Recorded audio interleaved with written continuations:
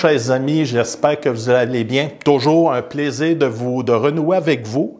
Et je tiens d'entrée de jeu à vous remercier pour vos bons commentaires, votre intérêt de notre dernière capsule du mercredi du CCDM qui portait sur l'amour de Dieu. Dieu nous aime tellement, Dieu nous aime trop. Et puis vous avez été nombreux à apporter des commentaires positifs et à nous avoir témoigné votre appréciation et le bienfait que cette capsule vous a apporté. Donc, je vous dis merci. Et puis, sans plus tarder, nous allons entreprendre un sujet qui nous touche, sur lequel, des fois, on peut se questionner, sur lequel ce sujet s'applique à toutes les sauces, à toutes les sphères de notre vie. On parle ici de la fidélité. Donc, le titre de ma capsule de ce mercredi du CCDM est la fidélité qui édifie. Ce sujet étant vaste, nous allons faire deux parties. Donc, aujourd'hui, nous allons faire une première partie et un peu plus tard, nous allons faire une deuxième partie. Donc, la première partie va être beaucoup sur comment Dieu a été, est et sera toujours fidèle. Et dans la seconde partie que nous verrons subséquemment un petit peu plus tard, comment l'homme peut entraver la fidélité de Dieu, parce que oui, l'homme peut entraver la fidélité de Dieu, parce que dans une autre capsule, dans les capsules de Do et Jo, on avait traité que l'homme, des fois, était bon pour bousiller les plans de Dieu. Mais oui, l'homme est, dans son humanité, dans son imperfection, vient entraver les plans de Dieu. Et aussi, nous allons voir dans la deuxième partie comment l'Église locale peut incarner et être la dispensatrice de la fidélité de Dieu. Parce que il ne faut pas oublier que l'Église ayant été instituée par Jésus-Christ, mais on est l'outil, l'Église constitue l'outil de premier plan entre les mains de Dieu. Donc, nous sommes le prolongement, nous poursuivons l'œuvre de Jésus-Christ ici-bas sur la terre et littéralement, nous continuons d'écrire le livre des Actes des Apôtres parce que nous perpétuons cette œuvre que Jésus a démarrée ici-bas il y a un peu plus de 2000 ans. Donc, depuis la nuit des temps, le concept de fidélité, comme je vous disais, a toujours été au cœur des préoccupations de l'être humain. Et ce, bien au-delà du contexte conjugal, parce qu'on parle beaucoup, on associe beaucoup fidélité à un homme et une femme, à des conjoints qui sont liés ensemble, mais je vous dirais que le concept de fidélité transcende et de beaucoup le contexte conjugal. Je vous dirais même, depuis sa tendre enfance, l'homme, incluant la femme, cherche constamment quelqu'un ou bien quelque chose sur lequel s'appuyer. C'est dans la nature humaine de chercher quelque chose de solide, quelque chose de durable, quelque chose qui va traverser le temps, quelque chose de véritable et de vrai. C'est constamment à la recherche et plus on n'a qu'à observer, à ouvrir un peu l'œil dans notre société et l'homme et la femme, l'être humain en général, recherche quelque chose de solide, de véritable, de pas fauné, de pas de mascarade, de quelque chose de vrai, de solide. Et la véritable, on va voir plus tard, la véritable solidité à laquelle on peut s'accrocher est la présence de Dieu, bien sûr. Un enfant qui vit un manque de fidélité de la part de ses parents peut emporter des séquelles durant toute sa vie.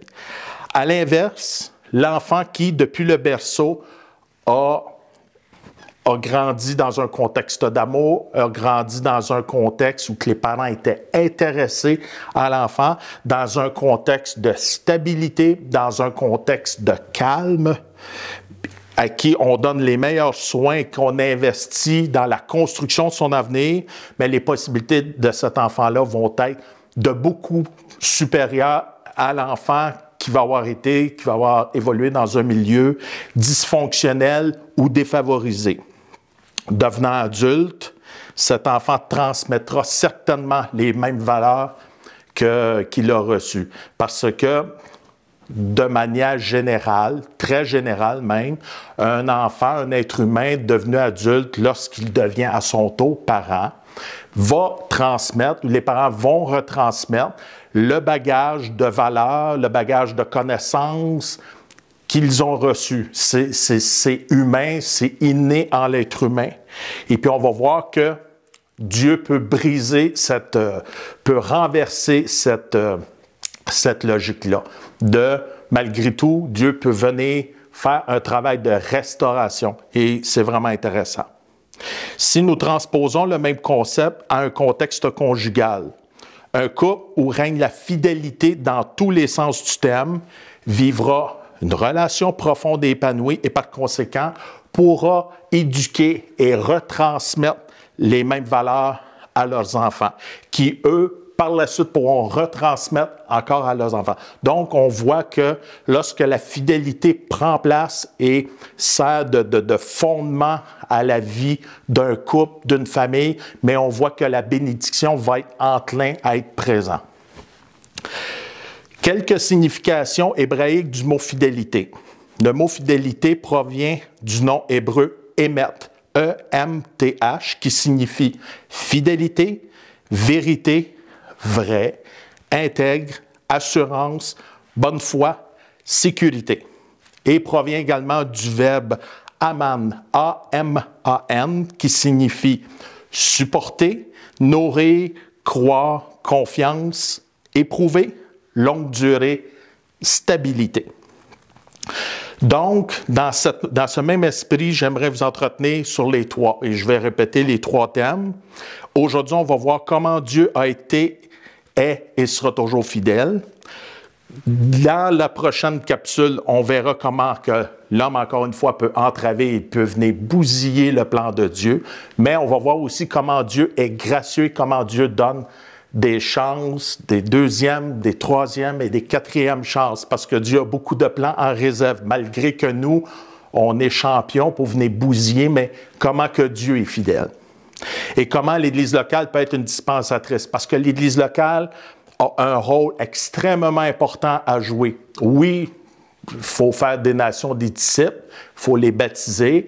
Et puis, je tiens aussi à féliciter les 26 baptisés qui ont passé par les eaux du baptême récemment, ici au CCDM. C'était vraiment une belle bénédiction. Et puis, on a eu plusieurs témoignages comment, justement, Dieu a été fidèle dans ces 26 vies-là, et avec des personnes de tout âge, des enfants, des grands-parents, des adultes, des jeunes adultes, des plus vieux, et puis comment que Dieu a été fidèle à divers niveaux et de manière différente. Donc, on a un Dieu fidèle, mais l'Église locale a un rôle extrêmement, je vous dirais, non seulement important, mais stratégique à faire dans cette société, parce que nous, on est le sel et la terre, et les gens vont s'apercevoir que dans nos agissements, de la manière qu'on va se comporter, dans la manière que l'Église va travailler dans la société, les gens vont percevoir que Dieu est fidèle, et pour moi, cela constitue le plus beau des témoignages et la plus belle des évangélisations.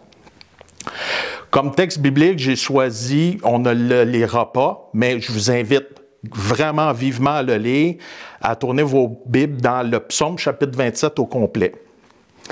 Dans ce texte, nous voyons le roi David qui a fait face à diverses difficultés en faisant face et en reconnaissant ses ennemis. Et puis, c'est quelque chose qu'il faut apprendre malgré que on vit des difficultés ou malgré qu'on a des ennemis ou des combats. C'est important de les nommer par leur nom. Non pas qu'on leur concède la victoire, mais lorsqu'on nomme les situations qu'on vit qui sont difficiles et qu'on les met devant Dieu, cela va permettre à Dieu de travailler de manière précise dans notre vie. Et aussi que David a trouvé les clés de ses problèmes auprès d'Hachem. Hachem s'écrit H-A-C-H-E, accent aigu M, et Hachem était le nom utilisé par les Juifs pour désigner l'Éternel dans l'Ancien Testament. Ce qui est intéressant ici, c'est que nous voyons David nommer ses ennemis, comme je vous le mentionnais, de 10 façons différentes, formuler 10 requêtes à l'Éternel, mais également et surtout de constater 10 résultats positifs. Pour cette leçon, pour notre étude, on va en prendre 5, on va en étudier 5. Le premier Résultat positif, la première manifestation de la fidélité de Dieu se trouve dans la protection.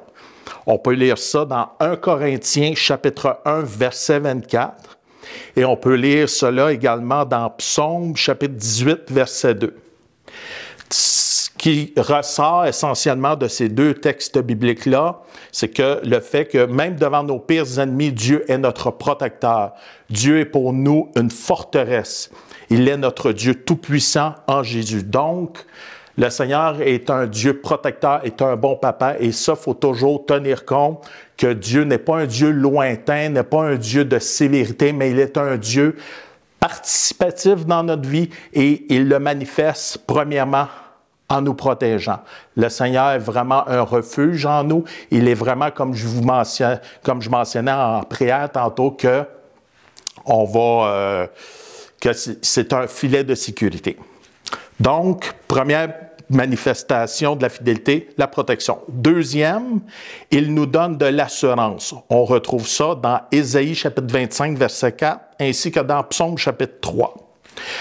Lorsque mes obstacles ou mes ennemis semblent nombreux, Dieu, en Jésus, me donne de l'assurance et relève la tête.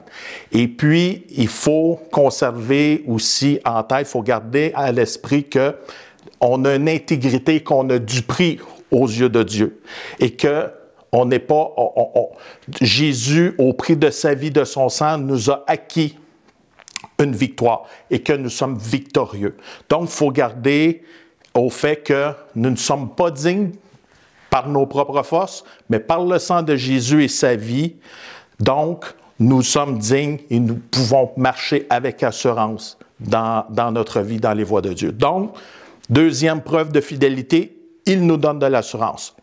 Troisième marque de fidélité, il est pour nous un Père. On peut retrouver ça dans 1 Chronique, chapitre 16, verset 34, ainsi que dans Romains, chapitre 5, verset 8. Le nom de Père ou de berger de Dieu est Jéhovah Raha, R-A-A-H, qui signifie Papa. Dieu est pour nous un Père. En Jésus-Christ, nous pouvons appeler Dieu Papa. Dans ce texte, il nous cache au fond de sa maison, donc nous avons accès à lui et à son amour. Et puis, on a tous vu sur Facebook ou dans des illustrations quelconques que souvent, la croix pouvait représenter un pont entre nous, la croix qui surplombe le fossé creusé entre nous et Dieu. Donc, par la croix, on a accès à Dieu. On peut le tutoyer, on peut l'appeler papa, on peut se confier nuit et jour par lui. Donc, Dieu est pour nous un Père et c'est ce qu'il désire être pour nous. Donc, troisième manifestation de la fidélité, il est pour nous un Père. Quatrième et avant-dernière, il entend mes prières et me répond. On retrouve cela dans Jean chapitre 15, verset 7. En effet, Dieu entend la prière du juste et il répond. C'est son désir et sa promesse. Donc, s'il est notre papa, s'il est notre protecteur, s'il nous donne de l'assurance, mais automatiquement, lorsqu'on manque d'assurance, lorsqu'on ressent moins que Dieu est présent ou que ça va pas, mais il est également juste, fidèle et juste pour nous écouter et nous répondre. Ça fait partie de la paternité de notre bon Papa Céleste. Dernier point. Cinquièmement, il peut compenser pour la carence affective laissée par nos parents. Et ça me touche particulièrement parce que dans ma propre vie, dans mon passé, j'ai vécu ça comme beaucoup le vivent d'ailleurs. On voit clairement aussi dans le passage de Psaume 27 que malgré que nos parents terrestres peuvent nous rejeter, David en fait mention, ou ne peut pas nous aimer, notre Dieu peut compenser ce manque et malgré tout faire de nous des êtres équilibrés. Dieu est tellement un papa pour nous qu'il va remplir, et lui seul peut le faire, va remplir ce qui est carent, va remplir ce qui est manquant dans notre vie et faire de nous des gens équilibrés. Pourquoi? Parce qu'il veut notre bien, il veut notre épanouissement, il veut nous faire progresser parce qu'on sert un Dieu de progrès, et non de régression et de stagnation, mais on sert un Dieu de progression, mais il veut également se servir de nous, de témoignages vivants, comment que lui est en action dans notre vie, et par conséquent qu'on puisse être une bénédiction et un outil de premier choix dans son coffre à lui, à Dieu. Donc, il veut vraiment nous restaurer et faire de nous des gens équilibrés. Donc, en petite conclusion, ce sont les 5 points que j'ai voulu vous énumérer et n'hésitez pas à aller auprès de Dieu, de lui parler, de vous confier, mais surtout, croyez en ses bons sentiments. Ne voyez pas le Seigneur comme un Seigneur punitif, un Père punitif, mais c'est quelqu'un qui nous aime, qui nous estime, qui connaît notre valeur et qui a des plans de paix et de bonheur pour vous. Donc, en vous laissant, j'aimerais que vous demeuriez des nôtres pour entendre le merveilleux chant « Great is the faithfulness » ou la grâce, la fidélité de Dieu. « Great is the faithfulness ». Grande est ta fidélité. Qui va être interprété de manière instrumentale par Josh Snodgrass, qui est un merveilleux guitariste américain. Et puis, je vous invite à fermer les yeux, à écouter cette pièce instrumentale-là pour rentrer dans la présence de Dieu et contempler comment Dieu est bon. Donc, je vous dis merci de votre écoute en espérant que vous puissiez être bénis et rencontrés dans votre besoin. Et on se dit à très bientôt pour la deuxième partie. Bye bye.